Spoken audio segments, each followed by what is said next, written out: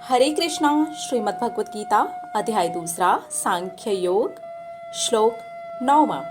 संजय उवाच एवमुक्त्वा ऋषिकेशं गुडाकेशः परन्तपः न योत्स्य इति गोविन्दमुक्त्वा तूष्णीं बभूवः। संजय कहते हैं, इस तरह से जो शत्रुओं का दमन करने में बहुत बड़ा महान योद्धा कहलाता है, जिसका नाम है अर्जुन, हार मान चुका है और वो श्री कृष्ण से कह रहा है, हे गोविंद, मैं युद्ध नहीं करूंगा, मुझे युद्ध नहीं करना। और ये कह करके अर्जुन चुप हो जाते हैं। श्लोक 10। तमुवाच ऋषिकेशः प्रहसन्निव भारत सेनयोरुभयोर्मध्ये विषीदन्तमिदं वचः। धृतराष्ट्र जो ये सारी बातें संजय से सुन रहे हैं, कितने ज़्यादा प्रफुल्लित हो गए हैं, बहुत खुश हैं, अब तो एकदम उत्सुक हो गए हैं। अरे सामने वाला अगर खुद से ही हार मान ले, लड़ना ही ना चाहता हो, तब तो मजा ही आ गया ना। बस यही हुआ है धृतराष्ट्र के साथ में। उस समय दोनों सेनाओं के मध्य शोकमग्न अर्जुन से कृष्ण हंसते हुए शब्द कहते हैं। कृष्ण हंस रहे हैं, कृष्ण मुस्कुराते हैं। अपना ही दोस्त, अपने ही रक्त संबंध जिसके साथ है, अपना ही परम प्रिय मित्र, अपना ही भाई रो रहा है, शोक मना रहा है, दुखी है, युद्ध ना लड़ने के लिए बैठ चुका है, चुप हो चुका है, मना कर चुका है, युद्ध नहीं लड़ूंगा, नहीं लड़ना,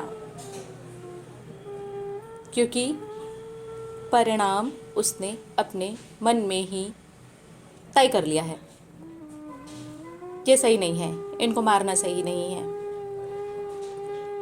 ये मर जाएंगे तो ऐसा राज्य पाकर के मैं करूंगा भी क्या?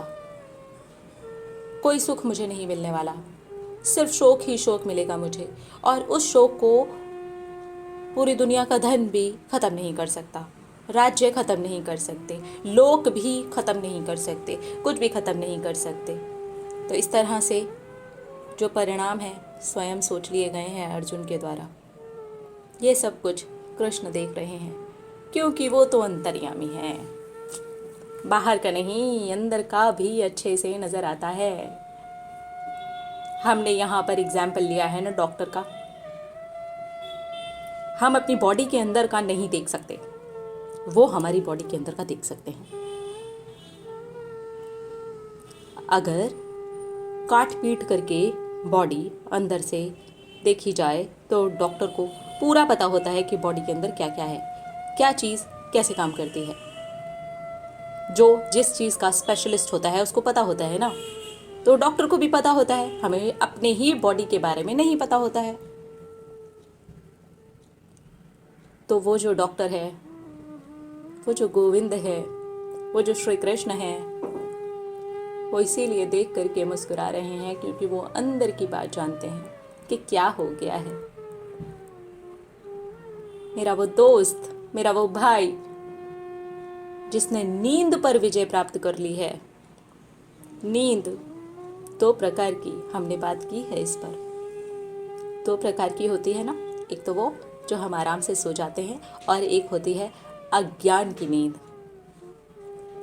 दोनों पर विजय प्राप्त करने के बाद क्या अर्जुन के लिए इस तरह से खुद ब खुद परिणाम सोच लेना सही है?